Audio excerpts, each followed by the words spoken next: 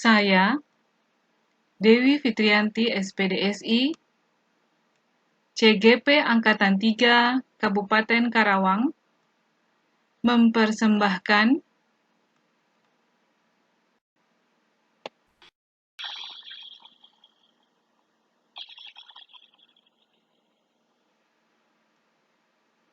demonstrasi kontekstual pemikiran filosofis Ki Hajar Dewantara dalam karya.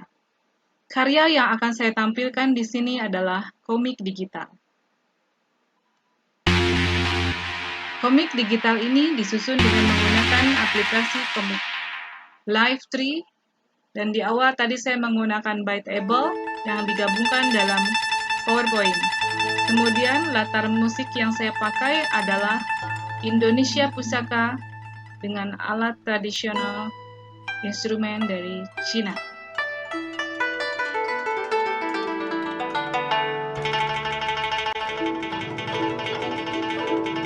Komik yang saya susun adalah sebagai berikut. Halaman pertama,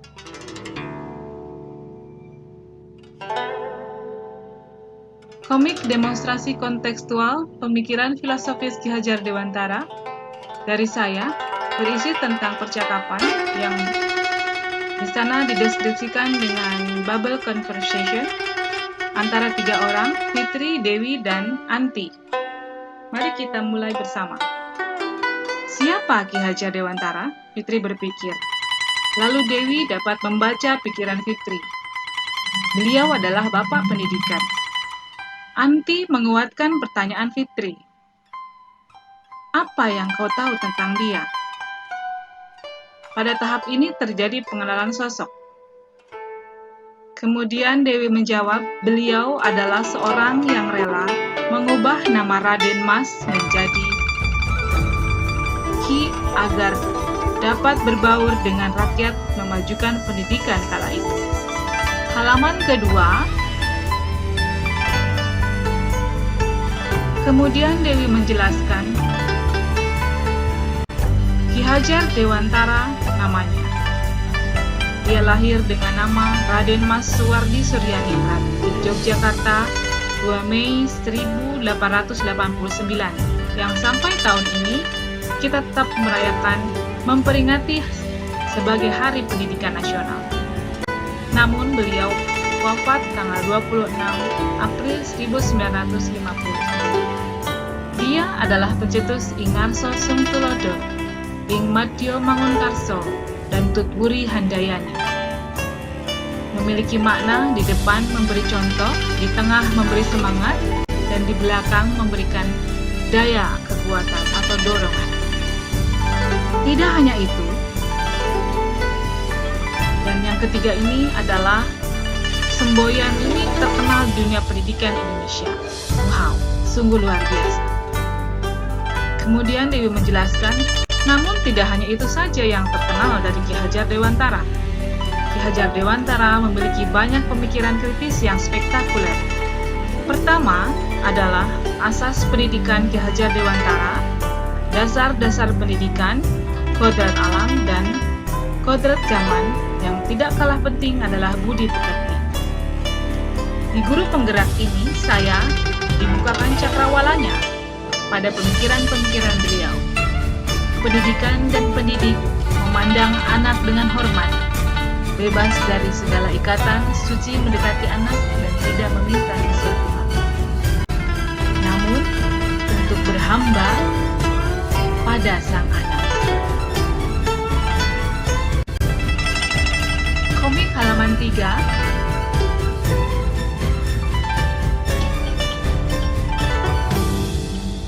Dewi menegaskan kembali, pendidikan harus membuat anak bahagia dengan cara menggali potensi-potensi mereka. Lalu seseorang menanggapinya, begitukah? Bagaimana menciptakan pembelajaran yang berhamba pada anak? Bisa kamu jelaskan? Saya sangat penasaran. Maukah kamu menjelaskannya kepada saya? Baik.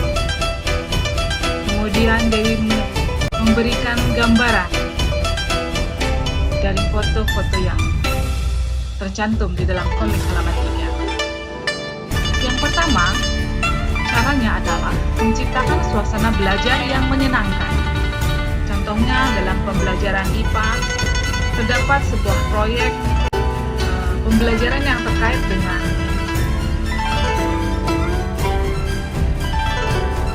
hidroponik, ya.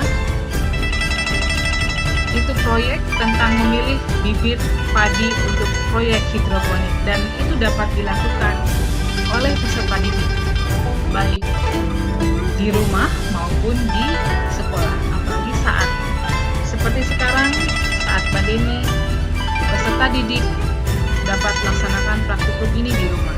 Yang kedua, selanjutnya menciptakan suasana belajar yang menyenangkan, contohnya dengan menggunakan permainan edukasi, yang berpainan yang edukatif, ya. Kemudian peserta didik bebas memilih proyek yang dia sukai, seperti apa. Halaman keempat tentang menciptakan suasana belajar yang menyenangkan, yaitu tidak memaksa anak pada atau akan kehendak guru. Kemudian membiarkan anak berkreasi, kemudian memberi kesempatan untuk berkomunikasi dan membiarkan mereka berkolaborasi. Kemudian memberikan kesempatan refleksi pada diri setiap anak. Dan kemudian mengemukakan gagasan. Halaman kelima,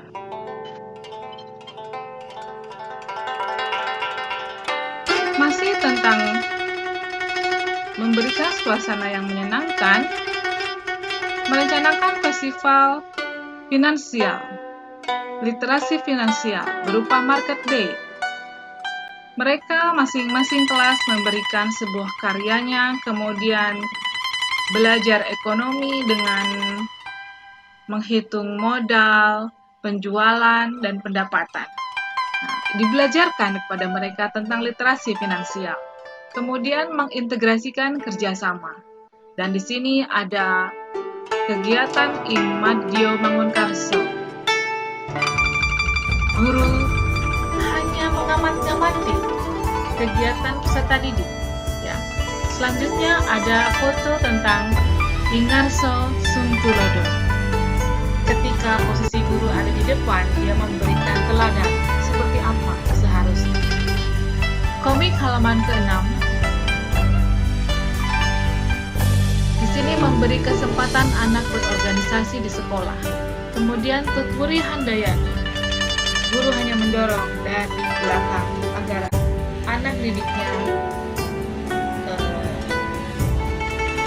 dapat percaya diri, mengeluarkan potensinya tanpa ragu. Kemudian anak dilibatkan dalam pembuatan proyek, model pembelajaran, atau media pembelajaran yang membantu dia untuk belajar sesuai dengan minatnya. Kemudian dapat juga memberikan kesempatan mereka menjadi sutradara dalam sebuah teater, dan kemudian dapat juga mengajak mereka bertemu orang-orang penting di kabupaten, misalnya pada kesempatan-kesempatan tertentu, misalnya senam pagi atau talkshow, dan bertemu Bupati Karawang contohnya. Selanjutnya masih bagaimana cara melaksanakan pembelajaran yang menyenangkan. Komik halaman 7 dengan latihan bedah buku. Kemudian latihan presentasi review buku. Dan ini adalah contoh dari Tutwuri Handayani. Guru hanya melihat dari bawah, dari belakang, dan mendorong dia agar dapat melaksanakan kegiatan-kegiatan itu. Kemudian ada kegiatan Ingarso Sungtulodo. Kemudian ada mereka diarahkan untuk presentasi erupsi dengan model yang telah mereka susun sendiri, dan senyum mereka menunjukkan bahwa Wah, betapa bahagianya mereka berhasil melaksanakan proyek ini dan sungguh sangat di luar dugaan. Kemudian ada pembiasaan literasi melalui budaya sekolah.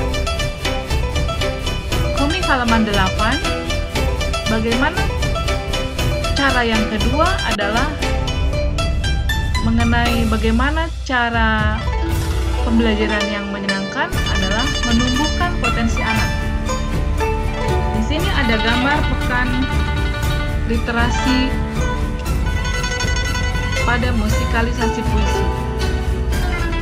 Seluruh kegiatan ini oleh siswa dilaksanakan oleh siswa dan dinikmati oleh semua masyarakat sekolah setiap 1 bulan sekali. Kemudian ada bermain peran, mengenal literasi Jepang, kunjungan ke pabrik tempe di lingkungan sekitar sekolah, dan kemudian latihan tari saman. Ini tidak dilaksanakan pada jam belajar tapi di luar jam belajar, dan ini juga sungguh sangat menyenangkan untuk mereka, dan ini dilaksanakan sebelum masa pandemi dan mengajak mereka untuk merealisasikan hasil latihan mereka dalam aksi nyata, yaitu pentas di luar sekolah.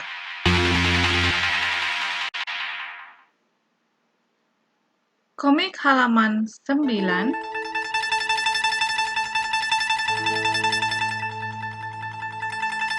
adalah cara ketiga tentang bagaimana pembelajaran yang menyenangkan bagi siswa.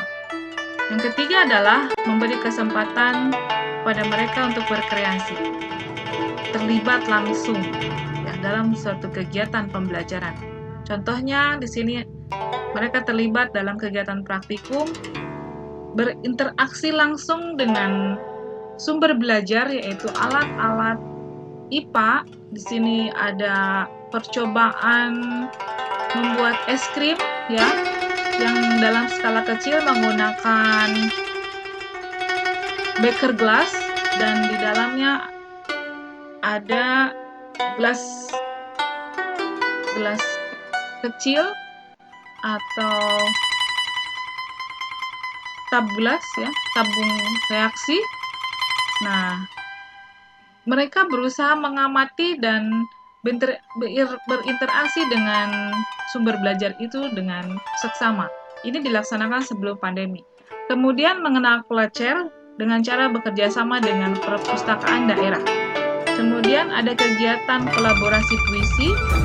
Kemudian percobaan Archimedes yang dilaksanakan selama masa pandemi tahun kemarin.